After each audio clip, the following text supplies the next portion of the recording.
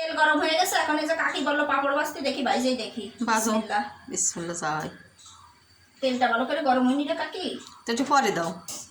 দিছি যে তো এটা অতি থাকুক। বিসমিল্লাহ, যে দেখান কাছে এনে একটু দেখি কেমন হয়।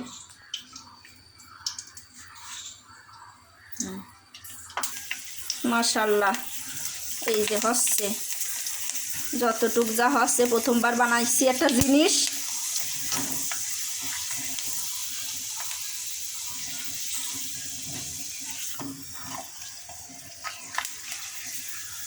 তো মাশাআল্লাহ, এই যে পাঁপড়টা কিন্তু এই যে ভাজা হয়ে গেল পারফেক্ট।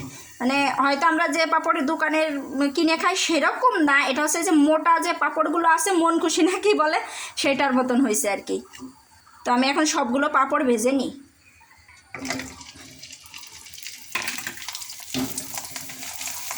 এই দেখেন কি সুন্দর মতো ফুলে উঠতেছে,